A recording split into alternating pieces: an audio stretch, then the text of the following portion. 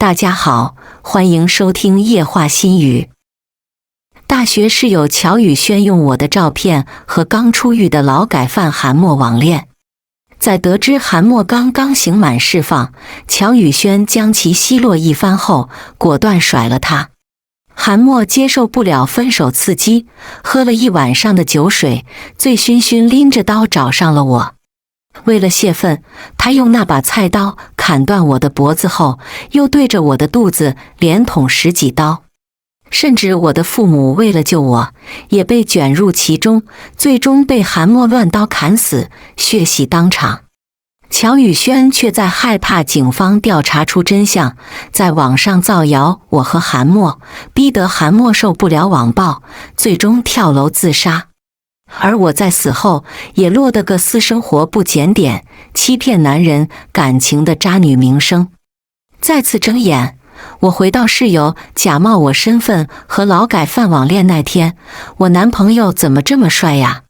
乔宇轩坐在自己的座位上，满脸柔情地对着手机里的照片犯花痴，幸福的好像他拥有了全世界。照片上那张柔顺中带着锋利的面孔，和上一世用刀砍掉我脖子的人脸瞬间重叠。我惊恐地往后退去，仿佛又回到了那个身中数刀的夜晚，甚至眼前似乎还浮现着韩默那凶残的模样。顾惜，我爱你啊，我们一起去死吧！我全身发抖的模样，让一旁看照片的室友上官然露出了戏谑的眼神。顾惜，你这副见了鬼的表情是怎么回事？难道宇轩的男朋友不帅吗？乔宇鄙夷地看了我一眼，山猪吃不了细糠，别理他。听着两人窸窣的笑声，我目光一寒。我和乔宇轩是从小到大的好闺蜜，小学、中学和大学，我们都在一所学校，现在还幸运地分到了一个宿舍。以前的我还会为此沾沾自喜，觉得上天也在认同我和乔宇轩之间深厚的友谊。可谁又能想到，表面上和我玩得最好的闺蜜，私底下却拿着我的照片和别人网恋，还害得我上辈子被陌生劳改犯痛下杀手，连我最爱的父母都未曾幸免呢。上辈子乔宇轩也是这样，拿着韩默的照片过来问我是不是很帅气。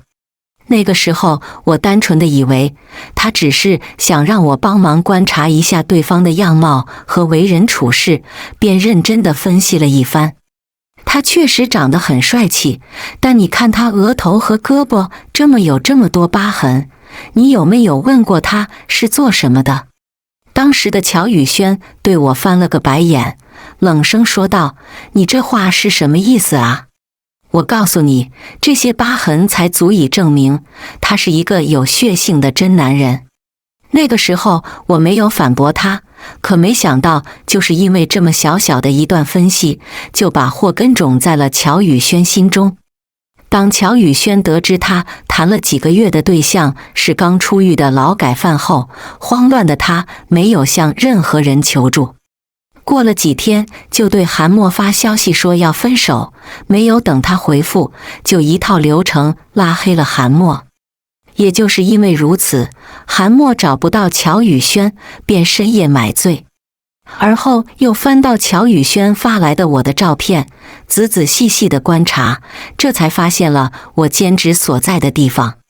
第二天，韩默就提着刀，满身酒气地找到了我，一刀致命，刀刀泄愤，还为此把我的父母全部杀害。那张疯狂的脸深深地印在了我的脑海之中，罪魁祸首乔宇轩却躲在店中，瞪着那双看似无辜的眼睛，喘着劫后余生的气。见我没反驳他，乔宇轩又在和他的亲对象腻歪，没一会儿打开了某4字游戏。我要和对象打游戏了，你们可不能出声啊！我深吸一口气，平复好自己的心情。上一世他也是如此，名义上说着不想让对象听到我们女生的声音，他醋性大，怕发生不愉快。实际上是害怕有人叫我的名字，却不是他来回答。害怕自己偷到我照片姓名和身份去网恋的事实曝光。我佯装疑惑地问道：宇轩，今天可是周纳哀，现在是上班时间，你对象不上班吗？大家都知道韩墨是社会人士。乔宇轩听到我的疑问，连忙摘掉了耳机，愤怒地回我：我都说了不能说话，你管我对象上不上班呢？是不是想以此探寻我对象的信息呀？能不能有点边界感？还有，我对象是自由职业者，他才不用去上什么牛马班呢。呵，自由职业者，明明是刚出狱找不到工作的劳改犯。就是啊，顾惜，知道的以为你们两个是好朋友，不知道的还以为你嫉妒宇轩呢。就算是从小一起玩到现在的闺蜜，也应该有些边界感吧。不撬别人男友墙角，是最基本的态度吧。上官然上下扫视着我，那张嘴利得像淬了毒一样。说着，两人手挽着手，说笑着出门觅食，独留我一人在寝室之中。我的手都在发抖，死死地按住那不听话的胳膊。我强迫自己冷静下来。上一世我和父母被韩墨杀害之后，上官然明明知道一切，却被乔宇轩拿钱收买。上官然家境普通，成绩也一般。为了乔宇轩承诺的封口费，不仅对真相缄口不言，甚至跟随着乔宇轩对我的私生活造谣，说我玩得花，经常夜不归宿，和多个男人保持着不正常的男女关系。乔宇轩则在此基础上添油加醋，引导韩墨被网暴，最终自杀。两人凭借着对我的造谣，不仅将韩墨除掉了，还在互联网上小火了一把。上官然长得好看，乔宇轩虽然容貌不佳，但胜在很有喜感。两人组成了一对，创建了账号，发布各种段子，其中还囊括大学时室友做过的那些肮脏事，甚至打了括号，备注真实事件改编。两人没有指名道姓，但又靠着鞭挞我的尸身，荣获几十万粉丝。乔宇轩凭借赚来的钱飞到了国外整容，毕业后嫁了个有钱人，过着奢靡的生活。而上官然因为学习不好，早早的在网上当起擦边主播，竟也月入100万。两人都过起了各自向往的生活。只有我尸身不全，父母双亡，连带着亲戚都被网络上的风言风语打扰。这一切的罪魁祸首，乔宇轩。想到这，我全身更是抖个不停，满脑子全是如何让乔宇轩死无葬身之地，让他也尝尝我上辈子经历过的一切惨痛。恶人就应当付出代价，不止乔宇轩，上官然、韩墨，我一个都不会放过。冷静下来后，我开始仔细分析局面。现在的韩墨还没有亮明自己的身份，乔宇轩正完全沉浸在和他相处的甜蜜之中。首先要做的就是切断乔宇轩偷到我照片的来源，如果能就此让他的秘密暴露，就更好了。一不做二不休，我立刻掏出手机，挨着删除了各个软件发出的照片，并立刻改成了仅自己可见。以前的我不是很喜欢拍照，就在几个月前，乔宇轩以记录自己、记录生活为由，总缠着我，给我拍照，让我自拍。谁能想到，这竟然成为了他偷我的照片和具体的生活信息去网恋的源头。想来，他那个时候就已经计划好了一切。上一世的我，为了这份可笑的友情，我尚且能被骗到，可重来一世，我若是再重蹈覆辙，就真的蠢到无可救药了。只是乔宇轩，如果没有了我照片的来源，你又会以什么样的借口堵住韩墨的询问呢？我捏着手中的手机，发出沉重的呼吸。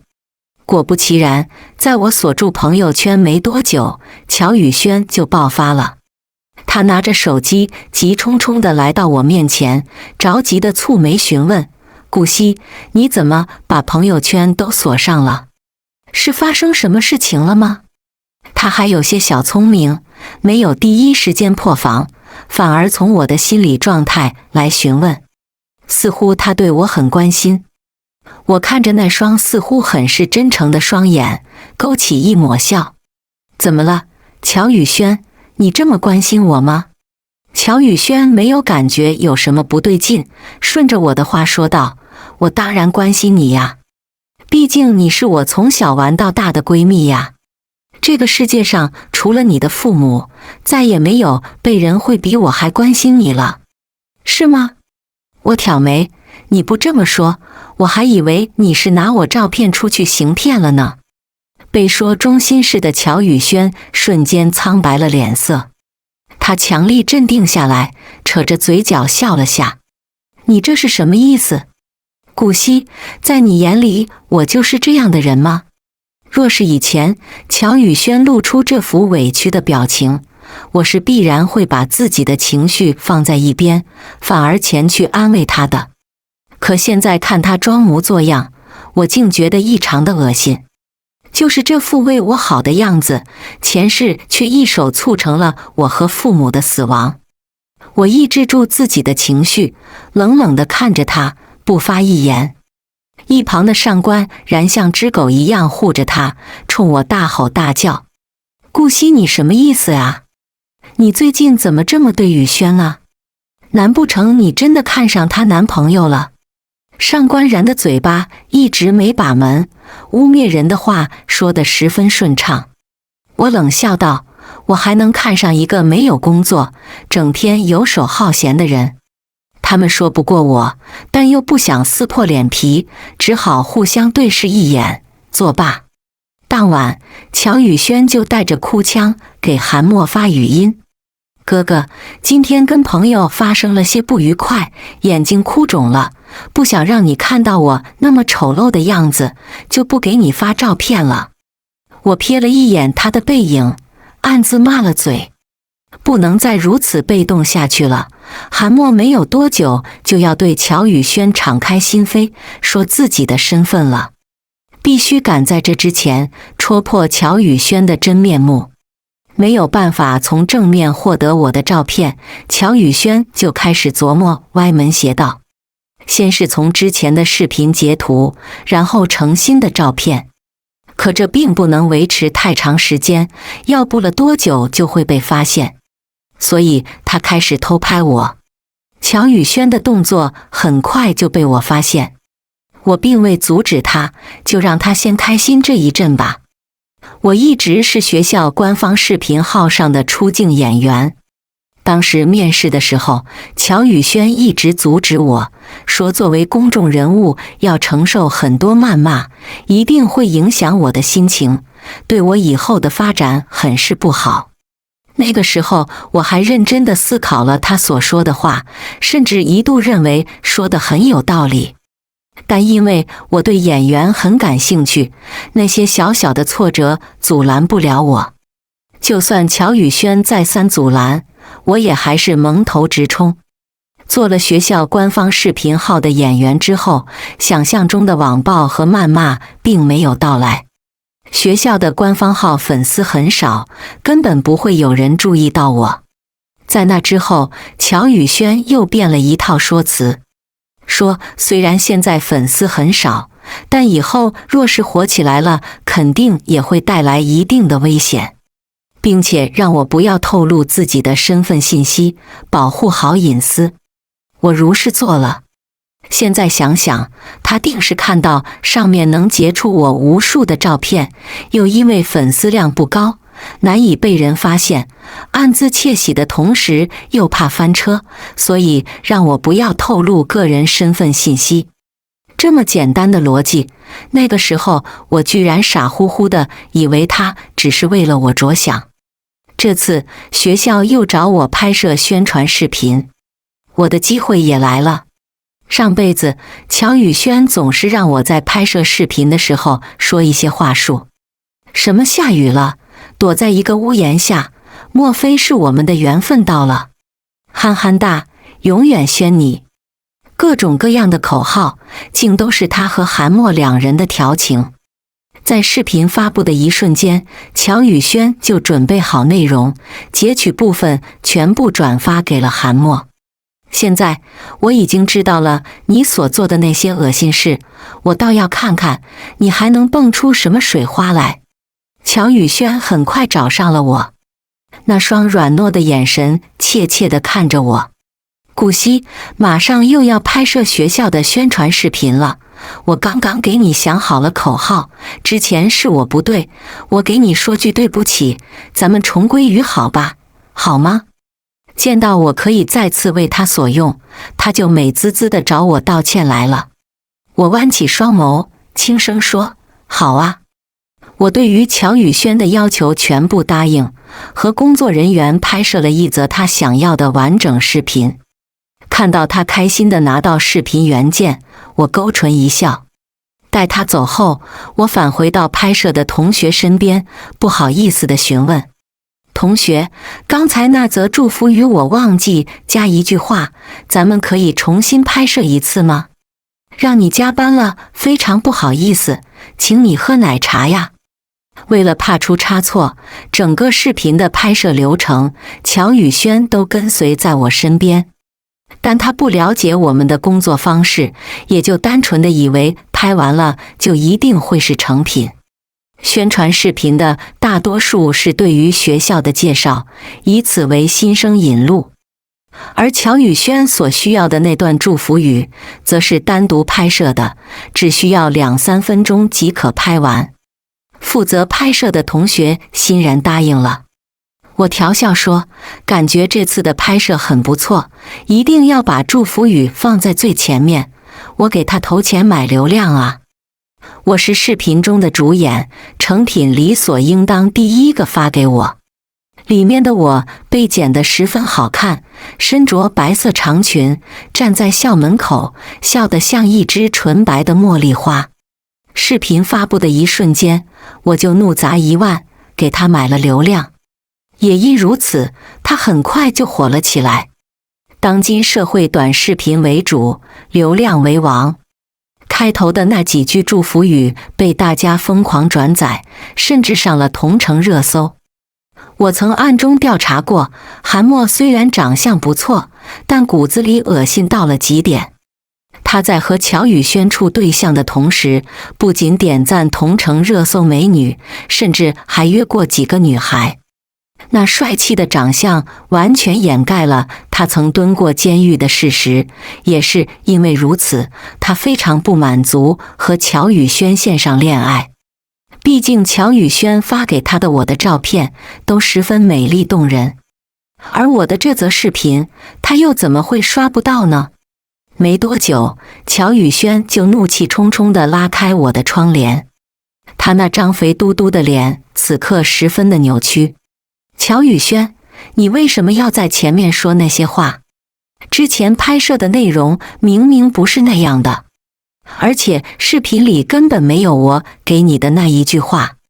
我看着他这副狰狞的模样，差点笑出了声，硬是掐着自己的大腿才委屈地装起来。当时和团队们商量了一下，觉得之前那一版效果不是很好，所以重新拍摄了一次。难道我不能说那些话吗？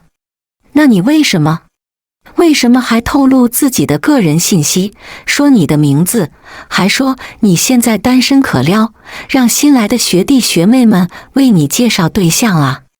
他的怒火无处发泄，整张脸都憋成了猪肝色，好不精彩。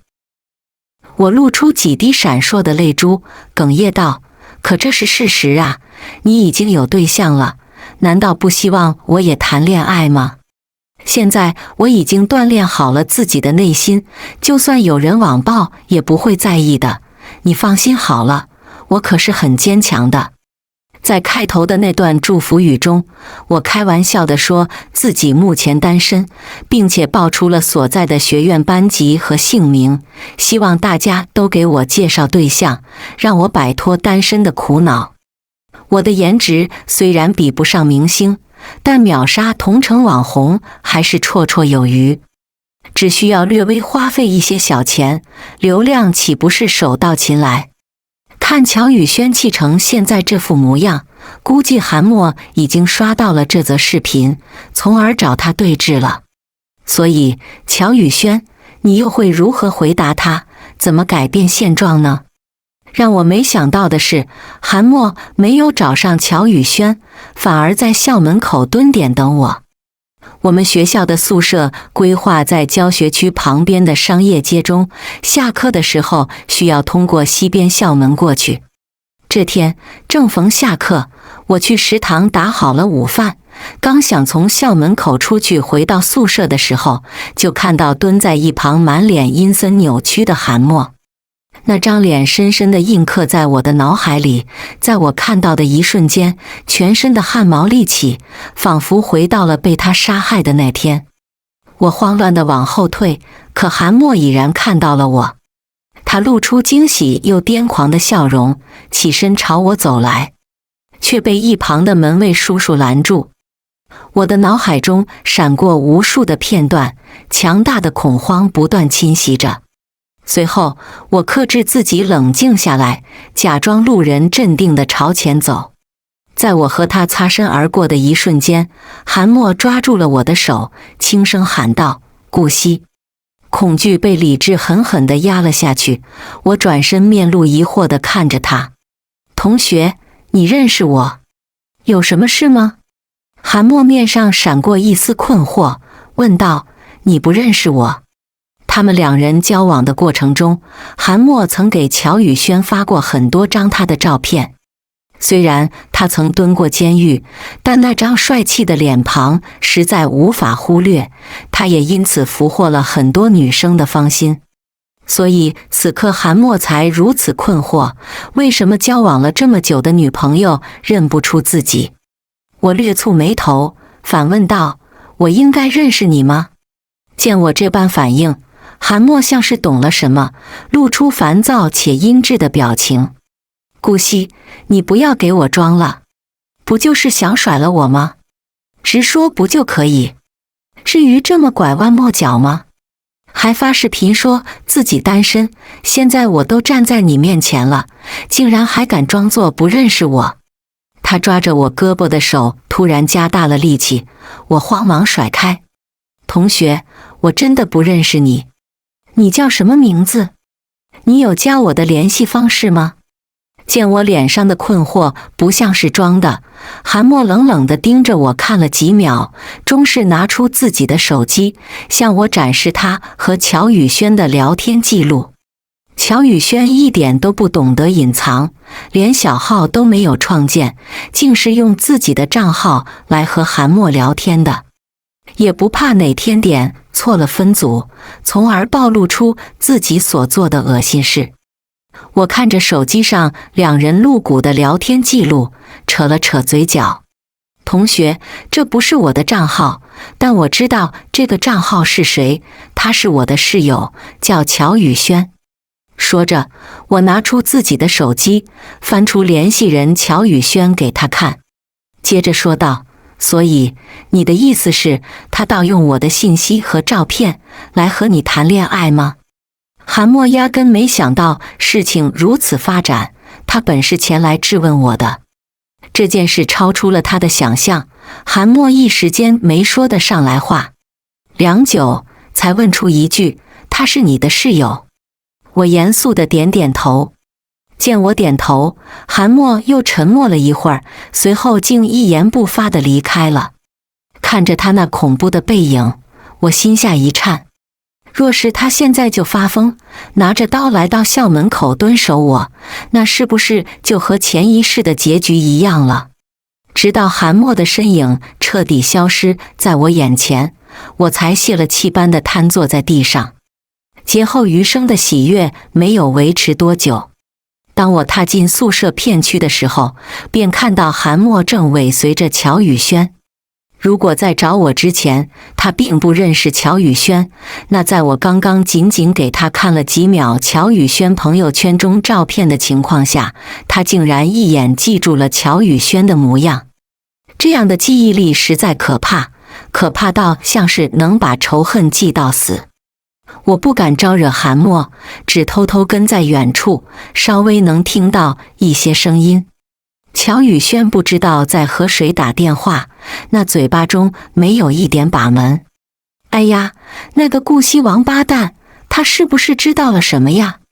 竟然敢公然说自己单身。韩墨已经看到那个视频了，我哄了好久才哄好啊。不知道后面该怎么办，不然我直接和他说分手吧。反正也谈腻了，最近发现一个更帅的帅哥。那张嘴叭叭叭，全被跟在后面的韩墨听到了。光是看背影，都能看到那强忍颤抖的身体和紧握着的拳头。看来乔宇轩也是谈到纯爱了，我嘲讽地笑了下。还没等我反应过来，韩墨竟直接冲向前去，给了乔宇轩一拳头。乔宇轩受惊的大叫一声，连忙转身看去。刚想骂出口的脏话，在看到韩墨那张帅气逼人的脸后，却硬生生地咽了回去。韩墨。只见韩墨看清乔宇轩的脸后，瞳孔猛地缩小一圈，嘴角扯出一抹险恶的笑。乔宇轩，你真是和你母亲一样贱。韩墨冷声道。乔宇轩母亲？我贴在墙边，心中有些慌乱。这件事我倒是有所耳闻，可这跟韩墨有什么关系？该不会……我倒吸一口冷气，打乱心中的杂念，聚精会神地听着墙角。听韩墨提到母亲，乔宇轩原本尴尬的脸上瞬间闪过一丝愤怒。你什么意思？你都知道些什么？哼！韩墨笑道，你母亲当第三者破坏别人的家庭，而你用别人的照片骗取我的信任，真不愧是一家人啊！早知我今日能被你骗，当初我就应该连带着把你也杀了。乔宇轩惊恐地往后趔趄几步，瞳孔闪出恐惧。你是关于他的母亲钟林，乔宇轩曾在我们宿舍讲过。乔宇轩很小的时候，父亲就去世了，由母亲一人操养长大。钟林一个女人，还带着孩子，在那个年代很难生存下去，所以她萌生了别的想法，做了夜场。在夜场上，钟林遇到了韩宇生，那是一个较为有钱的男人，长相也十分帅气，很合钟林的心。虽然这男人已经结婚，还有一个儿子，但钟林并不在意，他只在意一件事，自己和女儿能够活下去。所以钟林使出浑身解数，勾引韩宇生。钟林长得不算特别出色，但身材十分不错，加上媚骨天成，很快就把眼前这个男人拿下了。日子这么平淡地过了几个月，随着韩宇生的滋补，钟林和乔宇轩的生活越过越好。可钟林不知足，他不想就这么困在第三者的名义之下，他想翻身做主人。从韩宇生嘴中，他探知到这个男人对他老婆逐渐滋生的厌恶之情。于是在一个雨夜，趁韩宇生出差之际，钟林登上了他的家门。他用尽世间的恶毒之语挑衅韩宇生的老婆，像个主人一般坐在他家中的沙发上。而韩宇生的儿子就躲在2楼转角处，看着1楼的钟林对自己母亲像仆人一般指挥。韩宇生的老婆精神方面不是很稳定，在这件事发生之后就自杀了。钟林如愿以偿地得到了韩宇生的求婚，可没等他带着乔宇轩搬进家中，韩墨就提着一把长刀，也是在一个雨夜将钟林大卸8块。乔宇轩在讲这件事的时候，用语言润色了母亲的行为，导致当初的我只知道他母亲正常和一位男人结婚，却被男人的儿子残忍杀害。重生之后，我得知了乔宇轩的恶劣行径，第一时间便查找了关于他母亲的事情。不查不知道，一查才发现，原来事情的原委竟是如此精彩。看着乔宇轩惊恐的反应，韩墨似乎觉得很好玩，他笑了几声，竟转身离开了。我掐了掐自己的手指，强迫思绪回笼，随后悄悄回了宿舍。以韩墨的性格，恐怕没有这么容易就放过乔宇轩。他离开的原因，或许是身边没有趁手的武器。总之，不论如何，现在的我只需要充当黄雀，看他们螳螂捕蝉。乔宇轩在我之后到达宿舍，脸上满是气愤。他把手中的包摔在桌子上，气呼呼地坐在一旁。上官然率先发现了异常，连忙问道：“发生什么了，轩轩？不会是某人又惹你生气了吧？”说着，他那双精明的眼珠滴溜着转到我这边。乔宇轩看看他，又瞅了眼我，这才哭诉道：“然，西西，怎么办？我现在才知道，我对象竟然是一个蹲过牢的人。我好气啊！我想和他分手，但又觉得只分手太便宜他了。”上官然听到这段话十分震惊，指怒斥道：“他怎么能骗你呢？这也太可怕了吧！不行，绝对不能就这么放过他。”乔宇轩抽抽搭搭了一会儿，那双眼睛瞥了瞥我。我想买点泻药给他喝，让他拉个10天8天的。然，西西，你们一定会帮我的吧？宇轩啊，你不愧是当代大学生，报复都这么小心翼翼。